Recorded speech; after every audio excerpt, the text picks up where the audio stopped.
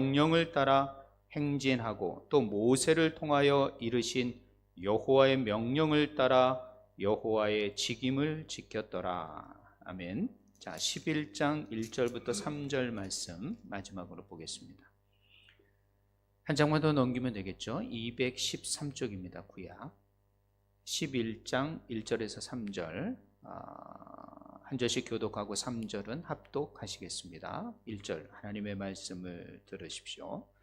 여호와께서 들으시기에 백성이 악한 말로 원망하며 여호와께서 들으시고 진노하사 여호와의 불을 그들 중에 붙여서 진영 끝을 사르게 하시매 백성이 모세에게 부르짖음으로 모세가 여호와께 기도하니 불이 꺼졌더라. 다 같이 그곳 이름을 기베라라 불렀으니 이는 여호와의 불이 그들 중에 붙은 까닭이었더라. 아멘.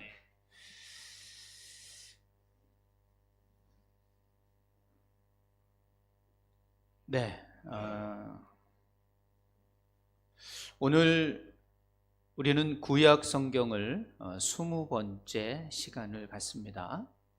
20번째 시간을 가지면서 민수기는 첫 번째 들어가는 시간입니다. 민수기를 오늘과 다음 주 두 번의 시간을 통하여 강해를 해야 되는데 이 큰 분량을 어떻게 2시간에 할 수 있겠습니까?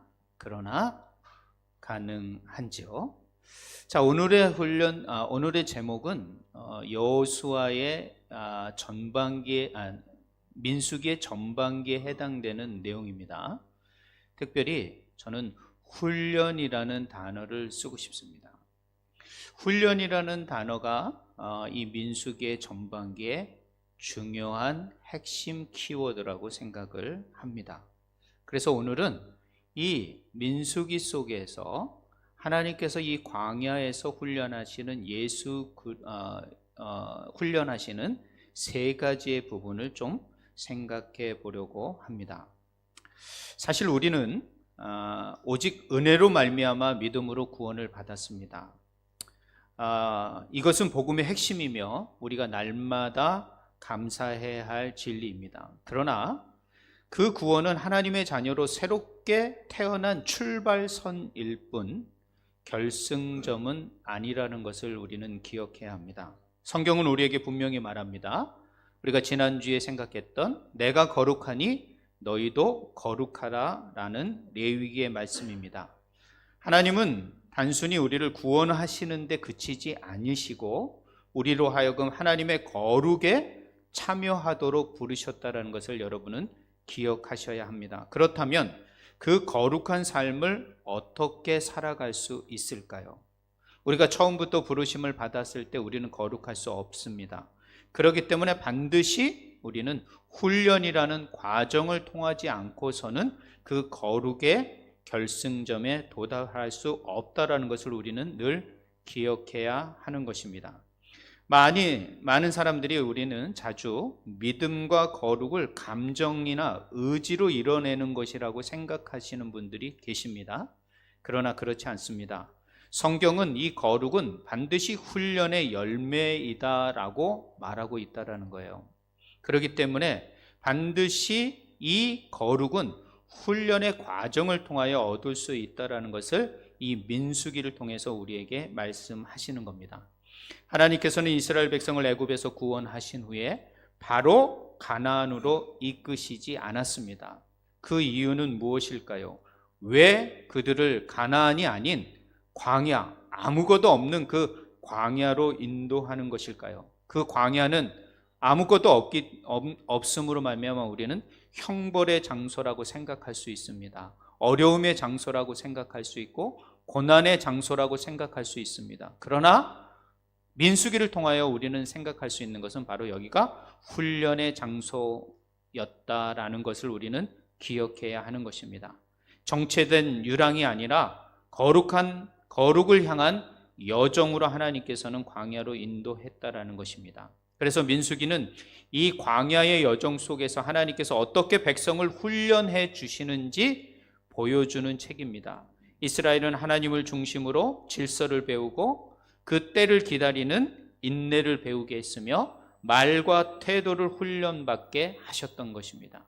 이 민수기를 보는 관점이 그래야 되는 것입니다. 이 모든 과정을 통하여 하나님은 노예로 있던 이스라엘 백성을 거룩한 백성으로 다듬으시는 하나님의 손길을 우리는 민수기에서 발견해 가야 하는 것입니다. 오늘날 우리의 신앙도 마찬가지입니다. 구원은 전적으로 하나님의 은혜입니다. 그러나 거룩한 말씀과 성령 안에서 우리가 훈련 받아가지 않는다면 우리의 삶 가운데서는 열매 없는 삶이 되는 것입니다. 이런 훈련의 과정을 받지 않고서는 결코 우리는 거룩한 하나님의 백성으로 이 땅에서 그 정체성과 존재감을 드러낼 수 없다라는 것이죠.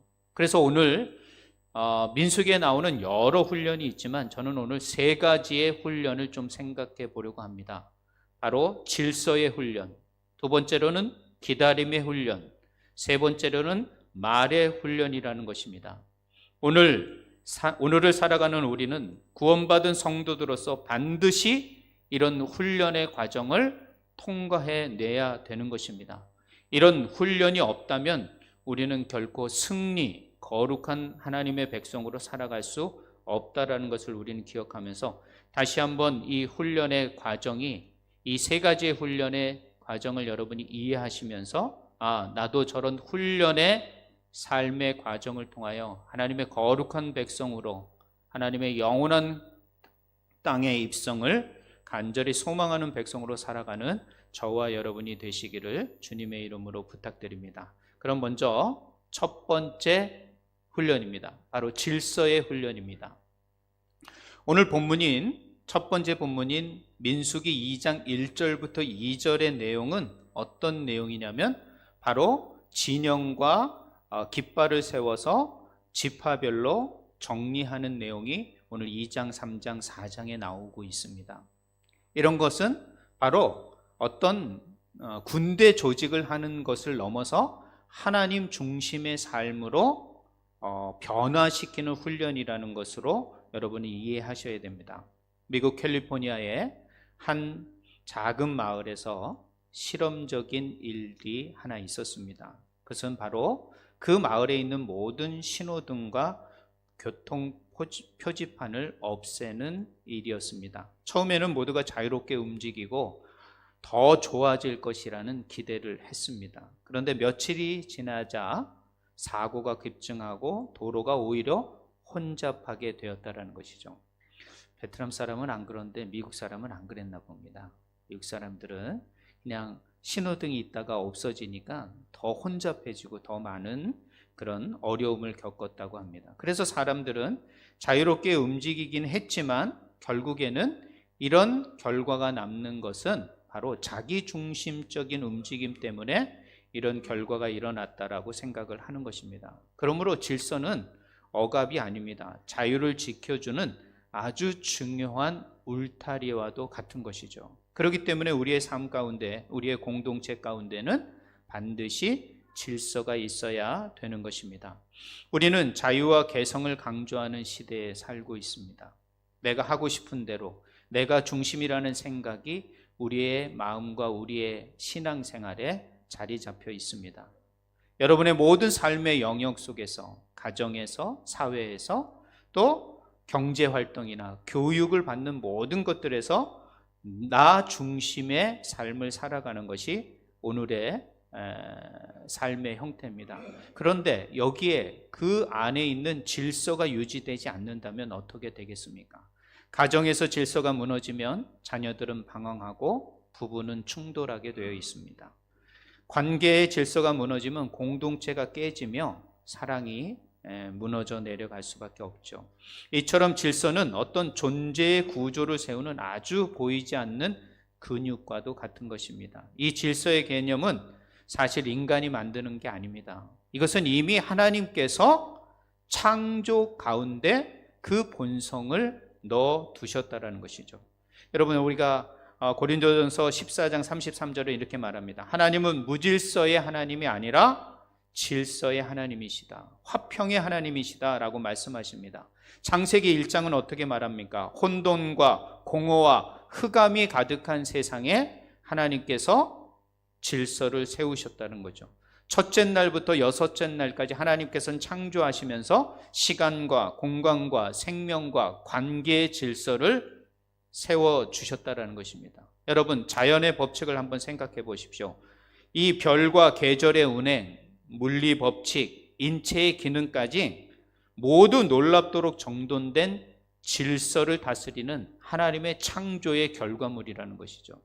그런 질서와 그런 조화를 이루지 않는다면 이 세상은 온전히 돌아갈 수 없는 것입니다. 그럼 우리의 눈을 들어 저 우주 행성을 한번 바라보겠습니다. 행성의 궤도가 벗어나지 않도록, 중력이 일정하게 작동할 수 있도록, DNA가 정교하게 설계되어 있는 것, 이것이 어쩌다 우연히 무작정 만들어진 것일까요? 그렇게 말할 수 없다라는 것이죠. 이것은 하나님의 의도된 질서 가운데 창조된 결과라는 것을 여러분은 기억하셔야 합니다. 그렇기 때문에 하나님께서는 혼돈과 흑암 가운데 질서를 만드셨다라는 것이죠. 오늘 이 민수기 2장 1절과 2절의 내용도 마찬가지입니다. 각각의 진영과 각기 군기 곁에 진을 쳤다고 말합니다. 하나님은 출애굽한 이스라엘 백성을 자유롭게 떠도는 군중, 군대로 만드시지 않습니다. 각 지파가 자기의 자리를 정하고 그 가운데 성막을 두어 진을 치게 하셨던 것이죠. 성막은 바로 하나님의 임재의 상징입니다. 즉 하나님의 중심을 두고 백성들의 삶을 정렬하는 훈련을 지금 하고 있다는 것이에요. 움직일 때마다, 멈출 때마다 그 중심에는 바로 성막을 두었다는 것이죠. 그리고 동서남북으로, 앞뒤로 그 성막을 중심으로 이스라엘 백성을 질서 있게 이동하고 멈출 수 있도록 훈련하고 있다는 것을 기억하셔야 합니다. 그러므로 질서는 단순히 어떤 잘 짜여진 계획이나 규칙을 지키는 것이 아닙니다. 성경 속에서의 질서는 나 중심에서 하나님 중심으로 삶을 재정렬하는 것, 이것이 바로 질서의 훈련을 하신 것입니다.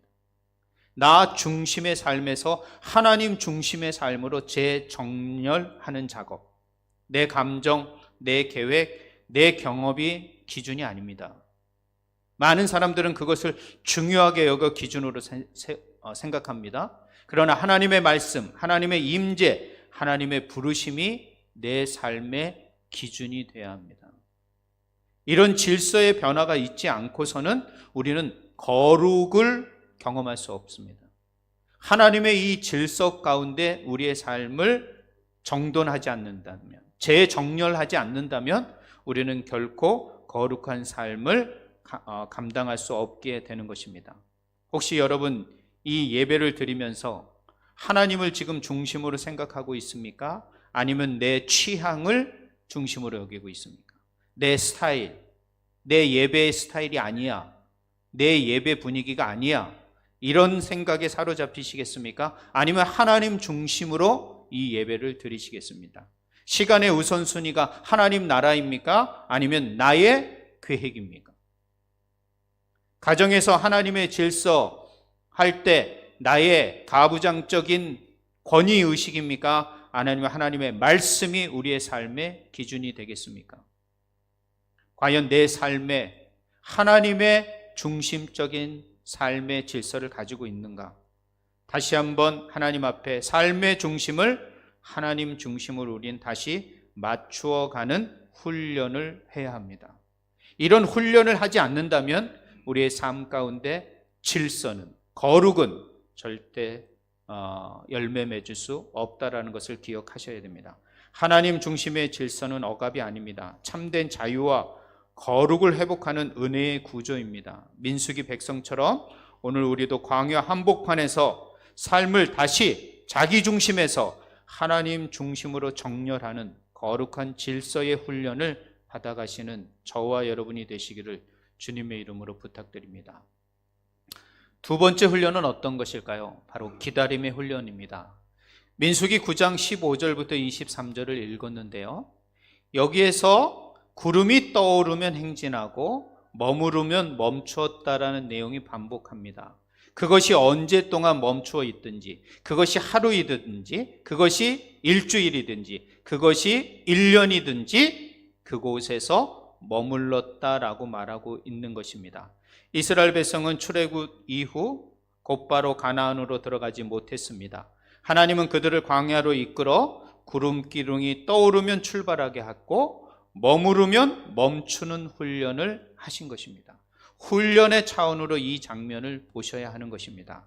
이것은 단지 광야로 캠핑을 간 게 아닙니다. 거기다 텐트 쳐놓고 하루 이틀, 일주일을 사는 게 아닙니다. 그 기간이 장작 40년입니다. 그렇기 때문에 그곳에서 40년을 지내게 한 것은 캠핑이 아니라 하나님의 타이밍에 철저히 순종하는 훈련을 그 40년 동안 이끌어 가셨던 것입니다. 시간의 주권은 하나님께 있습니다. 진리를 몸으로 배우는 훈련이 필요한 것입니다. 한 달이든 이틀이든 1년이든 구름이 머무르면 가만히 있어야 하는 것입니다. 내가 움직이고 싶다고 움직이는 게 아닙니다. 내가 불편합니다. 하나님, 내가 여기는 정말 도저히 있을 수 없습니다 라고 할지라도, 이해가 되지 않아도 움직이면 안 되는 것입니다. 신앙의 태도는 이런 훈련, 즉 멈춤의 훈련이 필요한 것입니다. 멈춤의 훈련을, 기다림의 훈련을 통과하지 못한 사람은 절대 하나님 중심적인 삶을 살 수가 없습니다. 우리가 사는 시대는 어떤 시대입니까? 기다림과 실패, 기다림을 실패나 무능력처럼 생각하는 시대입니다. 정보는 1초 안에 검색이 됩니다.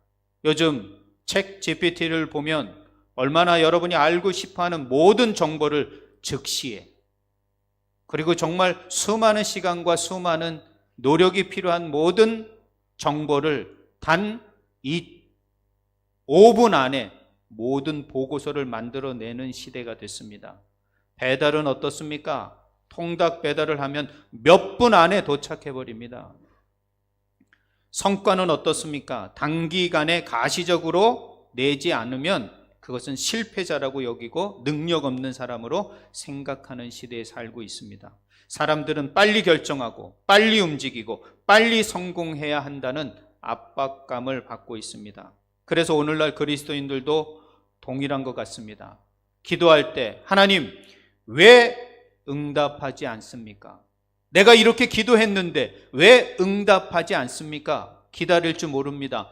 빨리 응답하기를 원하는 것입니다. 하나님이 빨리 응답해야지 하나님이 능력이 있다라고 생각하는 사람들이 많이 있다라는 것이죠. 하나님, 나는 아직 이 자리입니다. 혹시 내가 잘못 이 자리에 멈춰 있는 건 아닙니까? 다른 자리로 좀 옮겨 주십시오.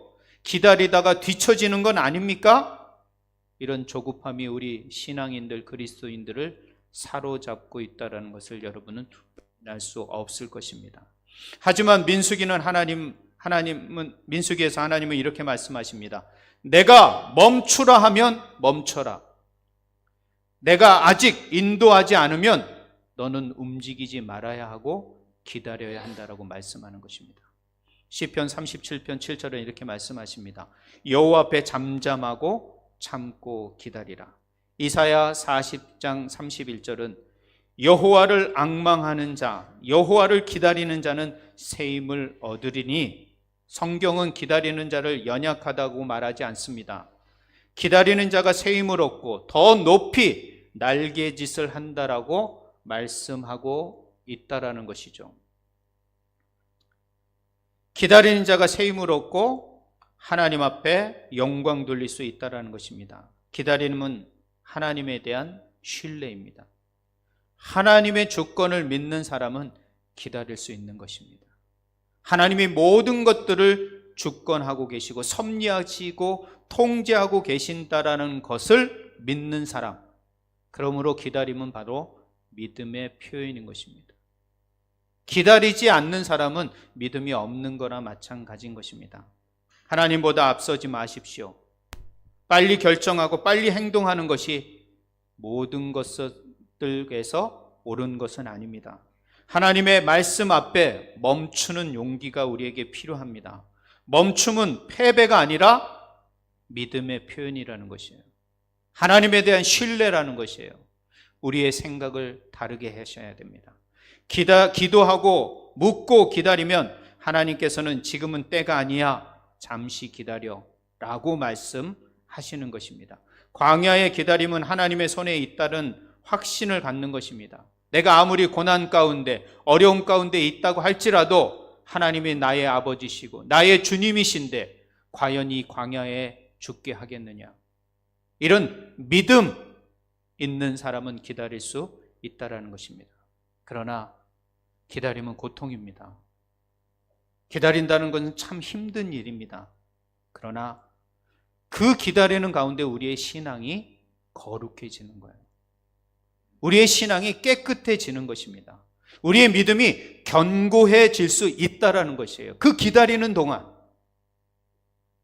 하나님 외에 방법이 없다라는 것을 체험할 때 우리는 거룩으로 한 발짝 더 나아갈 수 있게 되는 것입니다. 그리고 자신의 의지를 꺾고 하나님의 주권에 순복할 수 있는 시간이 되는 겁니다. 그리고 인생의 방향이 나의 방향에서 하나님의 방향으로 재정비될 수 있다는 것이죠. 그리고 하나님의 뜻에 민감하게 반응하게 됩니다. 기다리는 순간 말씀의 귀를 기울이며 묵상과 기도로 내 영혼을 더욱 거룩하게 주님을 닮아가는 그 민감성이 회복되는 시간이 된다라는 것입니다. 그러므로 기다림은 실패가 아닙니다. 하나님을 신뢰하고 거룩한 인내의 열매를 맺는 시간입니다. 그래서 하나님께서는 이 민수기에서 40년의 광야의 생활 속에서 이스라엘을 지금 훈련하고 있는 것입니다. 내가 멈추라면 멈춰 있어라. 그것이 하루든, 그리고 멈추다가 그 다음날 구름이 움직이면 너희들은 하루일지라도 바로 움직여야 된다. 이런 훈련의 매뉴얼, 이 말씀은 오늘도 유효한 것입니다. 광야 속에 있는 이스라엘 백성에게만 유효한 것이 아니라 오늘을 살아가는 하나님의 백성에게도 이 말씀이 동일하게 적용될 수 있다는 것을 기억하셔야 됩니다. 지금 혹시 고난 가운데 기다림의 시간을 보내고 있습니까? 그 기다림의 시간 속에서 여러분은 과연 어떻게 반응하고 있습니까? 정말 조급하게 여러분의 믿음과 하나님을 신뢰하는 마음조차 흔들리고 있지는 않습니까? 다시 한번 점검해 보셔야 합니다. 하나님이 멈추라고 한 이 시간에 내가 멈추지 않고 나의 생각과 나의 계획대로 움직인다면 그것은 하나님의 방법이 될 수 없는 것입니다. 결코 하나님을 닮아가는 거룩을 이룰 수 있는 것이 아니라 세속을 닮아가는 세속적인 사람이 될 수밖에 없는 것입니다. 그러므로 하나님이 지금 잠시 멈추라고 말씀하셨다면 그곳에 멈춰 있어야 합니다. 이런 기다림의 훈련이 우리에게 있을 때 하나님은 우리를 더욱 주의 거룩한 백성으로 훈련해 가고 있다는 것을 기억하셔야 합니다. 세 번째 훈련은 어떤 훈련일까요? 바로 말의 훈련입니다. 말은 단순히 의사소통의 도구가 아닙니다.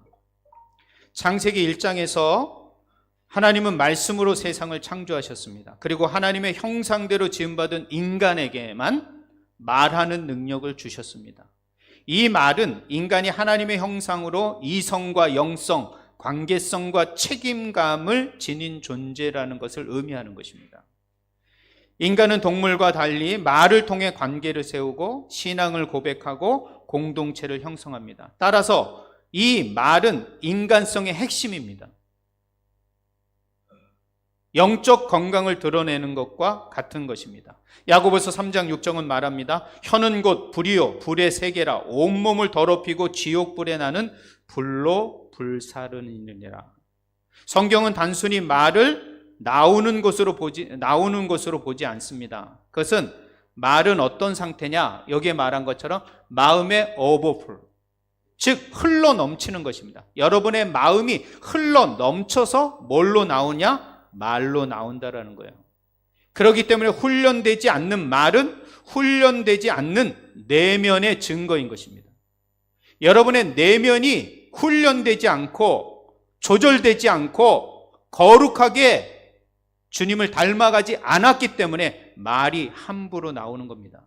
말이 거칠고 날카로우면 그 마음이 다듬어지지 않은 것입니다. 말이 온유하고 경건하다면 내면과 성령의 열매를 맺고 있다, 거룩의 성령의 열매를 맺고 있다라고 우리는 봐야 되는 것입니다. 오늘 민수기 11장 1절에서 3절의 내용은 어떻습니까? 그들이 말로 원망하는 것입니다. 원망은 말로 하는 것이지 다른 행동으로 하는 것이 아닙니다. 이 원망을 말로 보셔야 되는 것입니다. 이 말에 하나님이 진노하셨다라는 것이에요. 이 말 한마디에 진노하셨다라는 것이죠. 도대체 말 한마디가 그렇게 중요하냐는 거예요. 그러나 그 말은 어떤 것을 말하냐면 바로 하나님에 향한 감정의 표현이 아니라 그 상황의 불편을 말하는 것이 아니라 결국 하나님에 대한 신뢰의 부정이라는 것입니다. 그 마음속에 하나님을 신뢰하는 것을 부정하는 것이 말로 나오는 것이에요. 그게 불평이라는 거예요. 불평은 삶을 향한 신앙의 투덜거림과 같습니다. 감사는 삶을 향한 신앙의 해석입니다. 여러분, 감사는요, 감사할 거리가 있어서 감사하는 게 아니에요. 이것을 감사하겠다라는 삶의 해석의 고백이라는 것이에요. 역사는요, 하나의 역사를 흘러갑니다. 그러나 그 역사를 해석하는 많은 해석가들이 많다라는 거예요, 역사가들이. 그러므로 우리의 삶은 해석에 달려 있습니다. 그 해석이 무엇이냐? 그게 말이라는 거예요. 말이 바로 우리의 해석이 되는 것입니다. 그렇기 때문에 불평으로 여러분의 삶을 해석하는 것이 아니라, 믿음을 해석하고 고백하는 것이 아니라 감사로 그 말을, 여러분의 신앙을, 삶을 해석해 내야 되는 것입니다. 불평은 눈앞의 현실만을 보게 합니다. 그러나 감사는 하나님의 섭리 속에 우리의 삶이 있다라는 것을 보게 하는 것입니다. 그러므로 오늘 이스라엘 백성이 고기가 없다라고 불평하는 것은 고기가 없는 것의 문제가 아닙니다. 그들을 이끌어내신 그 하나님을 못 믿겠다 하는 내면의 문제인 것입니다. 그렇기 때문에 그 내면에 하나님을 의지하지 못하는 삶이 되는 것이라는 것이죠. 세상에도 이런 속담이 있지 않습니까? 말 한마디에 천냥빚을 갚는다. 가는 말이 고와야 오는 말이 곱다. 말이 씨가 된다라고 말합니다. 현대 심리학에도 말의 중요성을 강조합니다. 긍정적인 언어를 반복하는 사람은 실제로 더 낙관적이고 건강한 뇌 구조를 갖는다고 합니다. 반대로 비난과 비평과 냉소의 언어는 인간관계와 정신건강 모두를 파괴한다는 것입니다.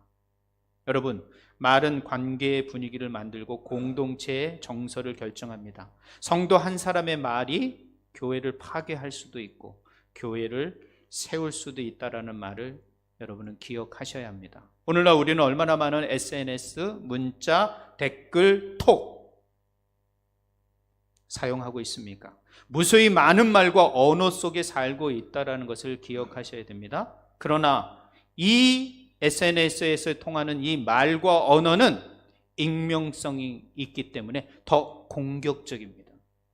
그렇기 때문에 우리는 더 이 디지털 언어를 할 때는 감정을 조절해야 하며 폭발하기 쉽습니다. 그렇기 때문에 우리는 더 이럴 때일수록 그리스도인들은 이 시대일수록 더 입술의 절제와 언어와 말의 훈련을 더 조심해야 합니다.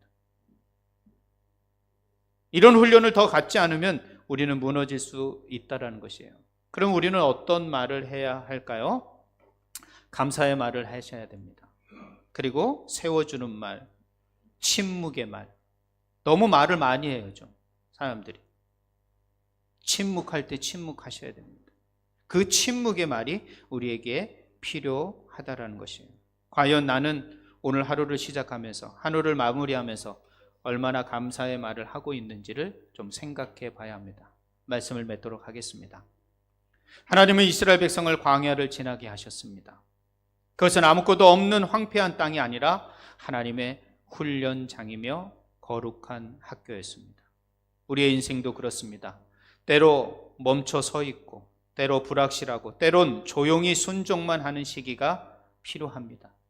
그런 훈련의 신계를 통과하지 않고서는 하나님의 거룩한 땅에 들어갈 수 없는 것이죠. 모든 훈련은 당시에는 즐거워 보이지 않을 수 있습니다. 그러나 그 훈련을 통하여 하나님은 연단하셔서 그 사람을 하나님의 거룩한 백성으로 인도하십니다. 훈련은 이론이 아닙니다. 말이 아닙니다. 실제적으로 우리의 인격을 만들게 하는 것이죠. 훈련은 교회 안에서만 하는 것이 아닙니다. 우리의 삶의 현장 속에서 그 훈련이 확장되어지고 열매 맺어야 되는 것입니다. 그러므로 여러분, 오늘 이 민수기를 통하여 광야에서 하나님은 3가지를 이스라엘 백성을 훈련하기를 원하셨던 거예요. 그들을 바로 가나안으로 인도하지 않고 광야에서 40년 동안 묶어둔 이유는 여러 가지가 있겠지만 결국 그들을 훈련하고자 하는, 여러 가지 훈련이 있겠지만 저는 이 3가지 훈련으로 이 민수기를 생각하고 싶다라는 거예요. 바로 질서의 훈련, 하나님 중심으로 삶을 정렬해라. 우리의 삶이 내 중심, 나 중심의 삶, 세상 중심으로 번해져 있는 것을 하나님 중심의 삶으로 그 질서를 재편해야 할 훈련이 우리에겐 필요하다는 것이죠. 두 번째로는 하나님의 타이밍을 신뢰하는 훈련, 기다림의 훈련입니다. 조급함 대신 하나님이 인도하실 때까지 기꺼이 불편해도 멈춰 있겠다, 기다리겠다. 이런 기다림의 훈련이 우리에게 필요하다는 거예요. 세 번째는 말의 훈련입니다. 내 입술을 통제하고 감사로 반응하는 훈련. 불평보다는 감사가 먼저 나오는 입술이 되도록 훈련해 가는 것입니다. 여러분, 이번 한 주는 정말 하루에 한 번 내 삶을 하나님 중심으로 한번 생각해 보는 거예요. 내 스케줄, 내 소비, 내 관계 다 하나님 중심으로 한번 생각해 보는 거예요. 하루에 한 번만이라도.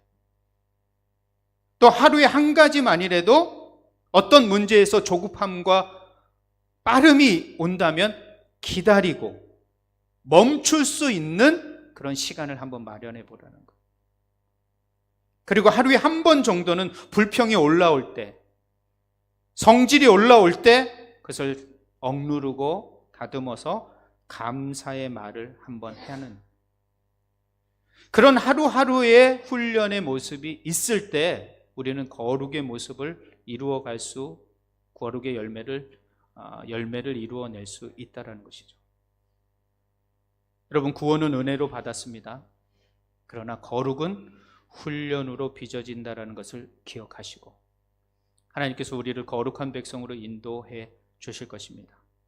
레위기 말씀이 계속 연장되는 것입니다. 내가 거룩하니 너희도 거룩하라.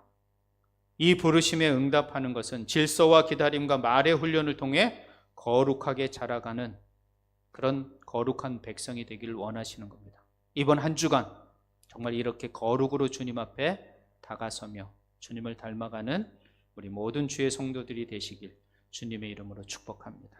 기도하시겠습니다. 할렐루야. 하나님 감사합니다. 오늘도 우리를 불러주셔서 이 말씀 앞에 서게 하심을 감사합니다. 하나님의 말씀을 통하여 이 땅을 살아가는 거룩한 하나님의 백성다운 삶의 모습이 어떤지를 깨닫게 하여 주심을 감사합니다. 오늘도 다시 한번 하나님 주의 말씀 앞에 섭니다. 이 말씀을 붙들고 한 주간을 승리하게 하여 주시고 특별히 하나님 우리를 이 광야 가운데 멈추게 하신 이유, 이 광야 가운 인생길을 살아가게 하신 이유와 목적이 계신 줄 믿습니다. 하나님 한 주간도 질서 가운데 하나님 중심의 훈련을 받게 하시고 하나님의 멈춤의 시간을 하나님 순종해 가게 하시고 우리의 입술을 통제하며 정말 불평보다는 감사의 입술이 될 수 있도록 하나님 인도하여 주시옵소서. 오늘도 아버지 안에 들은 말씀대로 한 주간을 살아낼 수 있는 우리 모든 주의 성도들이 되기를 소망드리오며 예수님의 이름으로 기도했습니다. 아멘. 네, 이 시간에는 우리 오케이.